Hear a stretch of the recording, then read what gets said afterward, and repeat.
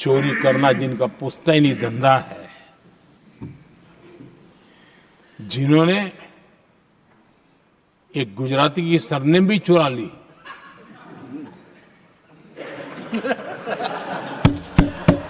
महात्मा गांधी की सरनेम चुरा ली, ये लोग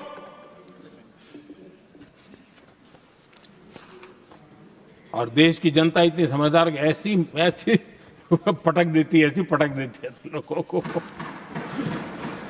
तुम कितना दुनिया को धोखा दोगे, तुम कितना दुनिया को धोखा दोगे।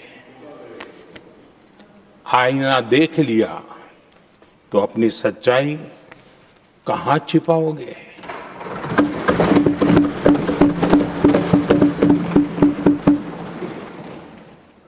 कांग्रेस हो, टीएमसी हो, डीएमके हो, लेफ्ट हो, ये दशकों से केंद्र में सत्ता में रहे हैं, सत्ता के भागीदार रहे हैं। राज्यों में भी उनको सरकारें चलाने का अवसर मिला है, लेकिन उनकी पहचान क्या बनी।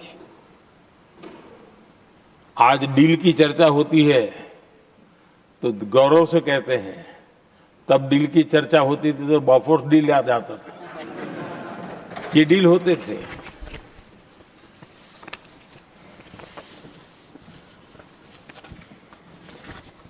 उन्होंने सिर्फ जेब भरने का काम किया। नागरिकों के जीवन में बदलाव आना ये उनकी प्राथमिकता नहीं थी। हमने दिमागी बुखार से भी मुक्ति दिलाई और हमने ट्रैकोमा से भी देश के लोगों की आंखें बचाई। यही सफलताएं हैं, यही संवेदनशीलता है। समाज के लिए जीने मरने का यही संकल्प है। पल पल, तिल तिल समाज के लिए बिताना, घिसना, झलना, वो उनको परेशान कर रहा है। तब जाकर के वो उनको परेशान कर रहा है, तब जाकर के मोदी तेरी कब्र खुदेगी।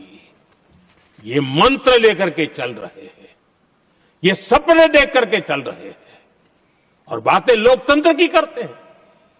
मोहब्बत की दुकान के साइन बोर्ड लगाते हैं। क्या सार्वजनिक जीवन में ऐसी नफरत होती है? आदरणीय सभापति जी, इनकी सरकार रिमोट से चलती थी, मेरी सरकार भी रिमोट से चलती है। 140 करोड़ देशवासी मेरा रिमोट है।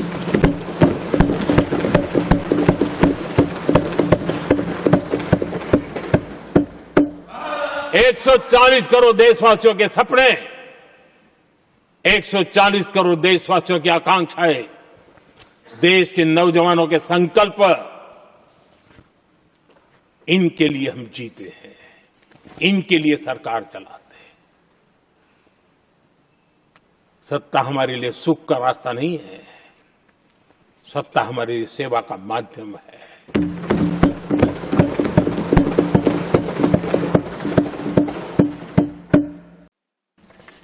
भाजपा हो, एनडीए हो, हमारा अप्रोच, चीजों की तरफ देखने का हमारा दृष्टिकोण, समस्या के समाधान के लिए हमारी सोच और कांग्रेस के बीच में आसमान जमीन का अंतर है, बहुत फर्क है। मैं आपको उदाहरण देता हूं। हमारी सोच ये है कि 140 करोड़ देशवासी ये इतने सामर्थ्यवान हैं कि वो चुनौतियों को समाधान दे सकते हैं। ये हमारी सोच है, हमारा भरोसा है देशवासियों पर, उनके सामर्थ्य पर हमारा भरोसा है और यही लोकतंत्र की भी सच्ची ताकत होती है। लेकिन कांग्रेस देशवासियों को ही समस्या मानती है। अब मैं इनका इतना बोल करके छोड़ दूंगा तो आज पता नहीं रात को उनको नींद नहीं आएगी और गालियां कल कैसी दे उसका प्लानिंग चलेगा। लेकिन मैं उदाहरण के साथ बताना चाहता हूं, किस प्रकार से लोग सोचते थे देशवासियों के लिए।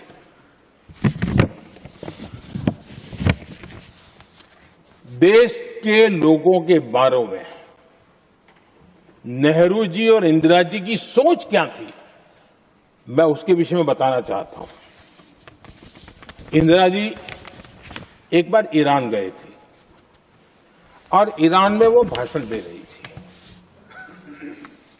और उस भाषण में उन्होंने नेहरू जी के साथ जो बातचीत हुई थी उसका उल्लेख किया।